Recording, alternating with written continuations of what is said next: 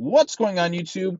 JT's Reborn here, and welcome back to another review. Hooray! Happy New Year! That's right, we're finally into 2021, and we're starting the year off with a bang. That's right, 2021 is already looking up compared to 2020. I tell you what, and you know why? Because season 3 of Cobra Kai just dropped on Netflix. Now, I already talked about the first two seasons when they came out. I'll leave a link in the description to those videos, so if you want to hear my thoughts on seasons 1 and season 2. But again, I really loved both those seasons. I'm a big fan of The Karate Kid. I just went ahead and rewatched everything. I rewatched seasons 1 and 2, and I rewatched all four Karate Kid movies in the continuity of the, Pat Morita, Ralph Macchio things. I didn't watch the Jaden Smith one or the animated TV show before recording this. But yes, I have went ahead and I rewatched all that's in this within this universe. So, yeah, I guess thoughts the first two seasons. Like I said, really love both seasons. I like seasons 1 a little bit more than season 2, but I think season 2 is pretty solid. Season 2 had a crazy cliffhanger ending with Miguel getting injured, and the thought of him never walking again. He's basically like, I feel like they're pulling inspiration from like Bruce Lee himself. So then it gets us to season 3, and I don't know where I'd rank season 3 though. I definitely really dug season 3. This is by far the darkest season of Cobra Kai yet, and the drama is certainly elevated this time around. So it's kind of tough because again, I'm trying to think where I put it. I rank it above season 2, but I'm not sure, like, because I love season 1 so much. And again, like, each season is really good in quality, but I feel like this season definitely improved upon the foundation of season 2 in particular, particularly with the teenage characters this time around. It's not necessarily like some, like, love triangle stuff going on this time around. I mean, there's still some of that in there, but it's not like the focal point as it was last season. Like, again, the drama is a lot more serious. The shit going on here with the characters is just Daniel goes to Japan. Johnny's hit a really low point. You bring Allie back in here. You bring Chosen. You bring Kumiko from Karate Kid Part 2. There's a lot of Karate Kid Part 2 influence in here, and also some of Karate Kid 3, and you'll see that kind of play a factor into the next season overall. But I guess we'll start with kind of rough plot of the season. So at the end of season 2, they had that crazy fucking high school battle war thing with the Miyagi Do and the Cobra Kai students, and it ended with Miguel Diaz getting severely hurt. Tori got suspended, or no, she didn't get suspended; she got expelled. Sam LaRusso got suspended. Hawk was just in a fit of Hawk and like several other people just stuck with Cobra Kai. Johnny lost the dojo. Kreese took back over. Fucking Martin Kove is Kreese. Like, he's amazing this season. Like, you can't take your eyes off him when he's on screen. He's such a great villain.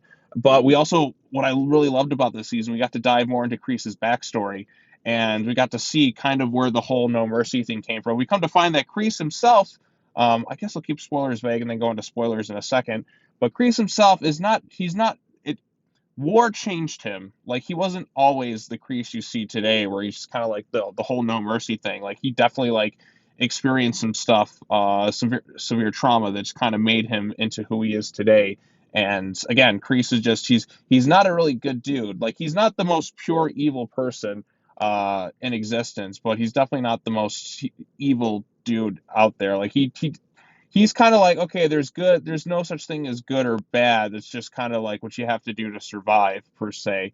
And that's just kind of where he's at. He's not really like, he doesn't like this generation. He thinks they're all too soft. He feels like Cobra Kai is needed to kind of toughen things up. And he just sees the world a certain way. And he's just like, you can't trust your enemies. You have to show no mercy. Attack on one's attack on all. Like, he has this like really kind of sick, twisted mindset. And he's constantly manipulating the kids into conflict, and because he views them as soldiers and he's ready for war. This is a damaged man, and just the stuff that he does this season, the way he's able to get kind of under anyone's skin, the way this whole conflict just keeps expanding with the teenagers, and of course Daniel and Johnny. Like Daniel and Johnny, like, as they kind of start off, they're like, okay, look, we have to work together. We got to find Robbie, because Robbie just went on the run because he got expelled and he's wanted for, I don't know, attempted murder. Again, really just kind of Robbie and Tori are the only ones who were faced pretty much criminal charges as a result of the fight. But again, nobody else kind of did. Miguel went into the hospital, and like, this season's about him trying to get like learning to walk again. And you have Johnny just trying to like reconcile for his past mistakes, and he's trying to do better. Like, Johnny is actively trying to do the right thing this season, but it just every time something happens, it's like a shitty hand is dealt to this guy. I mean, he's really, really trying, but just more and more shit just keeps getting thrown at him, and you really do feel bad for the guy. Johnny is a really fascinating character. Again, the whole this every like character on the show I find pretty fascinating. Even kind of the smaller characters, there's a little bit more to them than like your typical like teenage drama. Like they really do a good job fleshing out all these different characters and their own motivations. A lot of people are in that gray area. Like for one thing, everyone makes mistakes. Everyone's human, and nobody's perfect on their show. There's no real like like there's no Mr. Miyagi around to kind of show like a true idealistic sense. Daniel loses focus sometimes. Like even Daniel has his limits. Like when his kids are put in danger by Kreese, he's willing to act, and Kreese just keeps finding new and creative ways to kind of get out of situations. And again, he's really fascinating. When he pops up on screen, you're just like, man, Martin Cove, you're just so good at what you do. Don't ever stop, please. You're amazing at what you do. So Martin Cove, again, excellent this time around as Kreese. William Zabka, I can't praise the guy enough.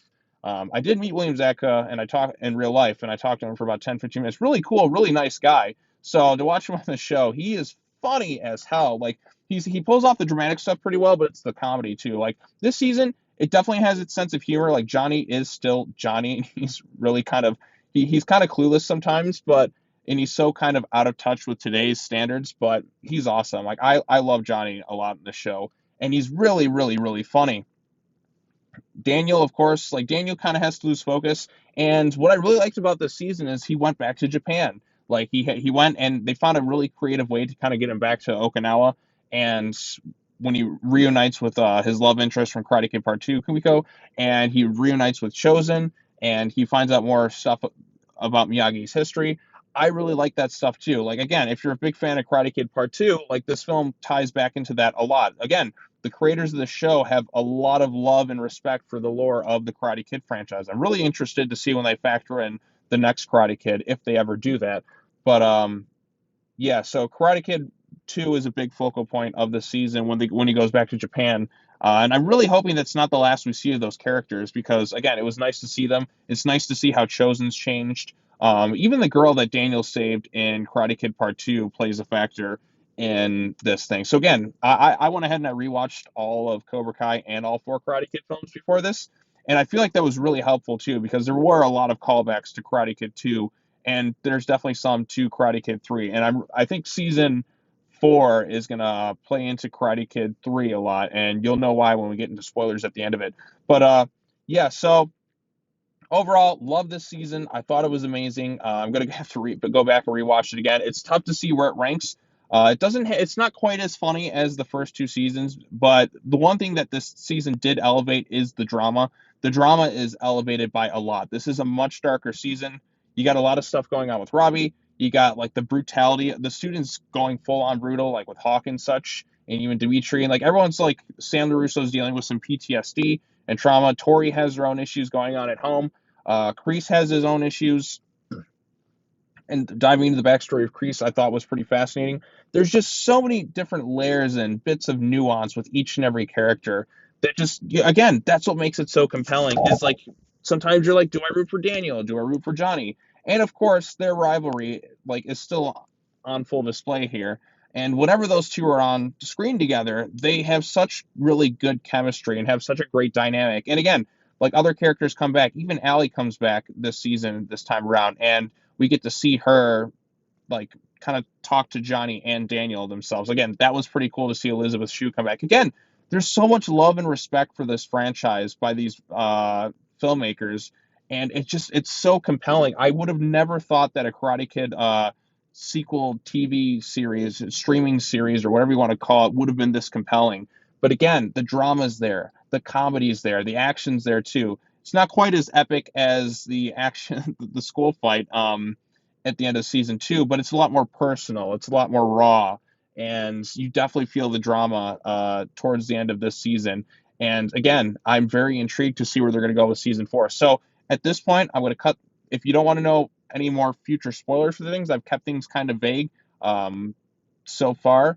But I really kind of want to get into spoilers at this point. So if you get the chance to watch Cobra Kai, if you've never seen it, binge it all on Netflix. There's 30 episodes, or like half hour to like 40 minutes. They're really not that long. You can knock it out in a day, and that's kind of what I did. I spent like season one you can knock out in like 5 hours, season two 5, and then season three like 5.5, almost 6 hours. So again, it's a lot of fun. It's an amazing series. You have to check it out. I highly recommend Cobra Kai season three. I think it's probably the best, in my opinion. It's the best show ongoing right now. It's my personal favorite. It's a brilliant continuation. The characters are all fascinating. Even if I'm not the biggest fan of certain characters, I still find them interesting characters. Like they're not too, they're very like three-dimensional characters. They're very layered, and there's a lot with each person. They all have their unique personalities and their own storylines going on. It's all interconnected and tied together so very well. So, yep. All right, let's get into full spoilers this time around. So, when season one opened up, we had to deal with the consequences and the fallout of the high school war, as I like to call it. That really epic, over the top, ridiculous climax of season two. And I really was surprised like how much they dived into the consequences of it. Again, it's some really, the first episode, like there's some humor in there, but it's still like really serious. And I really like that too. I liked how there were consequences, and I like how like just nobody's in a good place, it seems, this time around. Like everybody's suffering as a result of this war between Johnny and Daniel, which again, not all of it is their fault. Like again, everybody kind of has their own issues, but it's just how their rivalry has just been passed down to the next generation. And Kreese coming back in and causing more shit. He's like he's corrupting his students. We now have three factions going on this time. We have Cobra Kai, we have Miyagi Do, and we have Eagle Fang Karate, which is Johnny's new thing. And because he can't afford anything, he goes and works in the park. But yeah, Kreese. What I liked about this, we dived into his backstory with Vietnam. We found out that he was kind of in love with somebody, and he was sent off to war, and he was going to marry her when he got back. And then he ends up getting captured because he showed mercy at one point. He didn't want to blow something up and get somebody killed, and he still was kind of like, he still was morally, I guess, more towards a Miyagi type person. He didn't really want to do like some of these things, but then it all kind of snapped as he watched his fellow soldiers get killed. He had a really dick head of a captain per se, who was just kind of cruel and like really like kind of awful. And again, Kreese, that he really kind of changes when he goes into the pit. Uh, he has, when he gets captured as a POW, and that's really starts to change. He fights his captain. I think it was his captain or whatever it was, and he, because earlier like people died because he showed mercy, and he felt kind of responsible for that. And then he ends up stepping up and kind of like, there's, I think it was Terry Silver. Terry Silver is kind of in this too. You see stock footage of him, but also one of the soldiers. They didn't say his name specifically, but it's Terry Silver that he ends up saving, because he was like, Terry was like a young guy. He was like really terrified and scared of like fighting like against their captain. I think it was Captain Colonel, whatever it was, the leader of their group of soldiers. And Kreese stepped up, and as he's getting out, his the leader of the group, he's just a real dick, and he tells Kreese that the girl he was going to marry died in a car accident, and so Kreese has to fight this guy to the death because the Vietnamese soldiers are kind of holding them at gunpoint and forcing them to fight. And again, it's over this big pit of like snakes and that, so you can understand kind of where they get the Cobra Kai name, because you got, or was it that? I don't know. There's a lot of information this season. So they do that. Kreese doesn't show the guy mercy and kills the guy, and just in time for the soldiers to kind of rescue. Now he could have saved this guy beforehand, but he was like, no, I'm not going to show you mercy this time. This guy was really cruel and just kind of an awful person in general, and that's where he became the Kreese we know today. He saved Terry, and he just got more and more cruel. Like, he's so morally corrupted. Like, this is a damaged man, and you really just see like how he kind of hates this generation. He really wants Johnny on his side. He's just manipulating everybody into conflict. He even steals a fucking cobra and plants it things. Again, there's just so much like what I really loved about this season is I didn't exactly know where it was going to go this time around. Like whereas the season one, yeah, you can get that. Season two, yeah. Season three, I had absolutely no clue, because it was like anything could happen at this point. And it just got more and more exciting. It got dark, it got really grim. We got Johnny versus Kreese. We got Daniel versus Kreese. We got Johnny versus his son Robbie. Robbie's going through some shit. Miguel's going through some stuff too. I liked seeing how Miguel kind of like had to kind of pull himself out of it. There's some really funny bits between Johnny and him. Johnny has a thing for his mom, just as Allie's showing up. There's some funny stuff with that too. Again, great sense of humor throughout. Some characters didn't appear this season. Aisha didn't, and Stingray. I'm not sure where Stingray was. I think he was like, they explained that well, he's not allowed to be within like certain bits with the school. You still have some of that romantic tension drama between Miguel, Robbie, Tori, Sam. Don't quite care for that so much. There's some very brutal stuff in here. Dimitri's arm gets broken. Now, Dimitri's really starting to grow on a little bit more. I like the stuff with Hawk in particular. Hawk definitely like has a big change towards the end of the season where he's just kind of having to realize exactly like what he's become. Like he gets really barbaric and he's just like, what am I doing kind of at this point? He kind of makes amends. And the final scene, like 10, 15 minutes of the season is really intense. After they had their meeting with Allie, which was a great thing where she explains that, you guys, I think what you guys don't realize is you're both more alike than you realize. And you could be in a better place if you kind of just like, learn to work together. You could be really good friends. And I think you guys don't like that. But again, Johnny and Daniel, it's like they finally like it's kind of like it kind of mirrors like the stuff in season 1 where it was Johnny, or season 2 when Johnny went out with Miguel's mom and they had the whole like dinner at the Mexican Fiesta restaurant, and you also had this season you had it with Allie, and Allie's telling and jokes and stories about all them stuff. It was great to see Elizabeth Shue back. I mean, she looks pretty great for her age. Just wanted to throw that in there. But yeah, so it was great to see her in the season. Again, great to see Kumiko.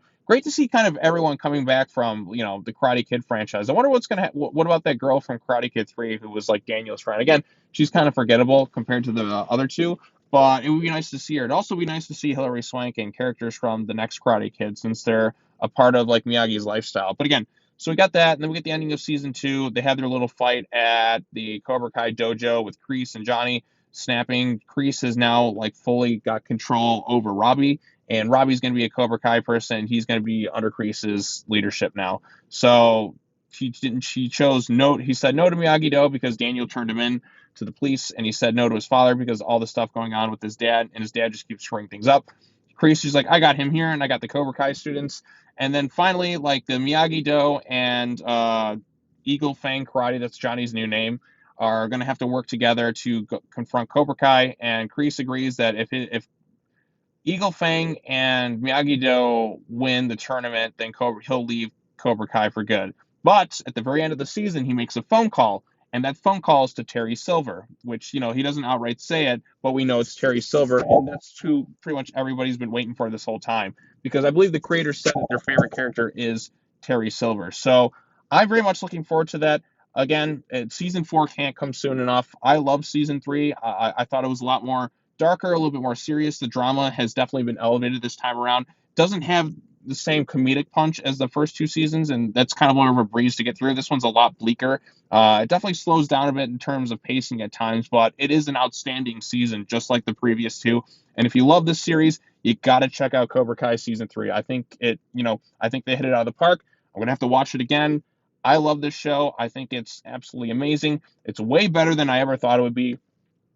And if you're not watching it right now, you got to do yourself a favor and check it out. So, again, I wanted to wish you all a very happy new year. Be sure to like this video, share it with your friends, subscribe to the YouTube channel. Got a lot of stuff planned out here in the near future. But I just wanted to say thank you so much. Happy New Year. And go check out Cobra Kai. It's pretty fucking cool. All right. That's all I got to say. Take care now. Bye-bye then. And I'll see you all in the next video. Peace.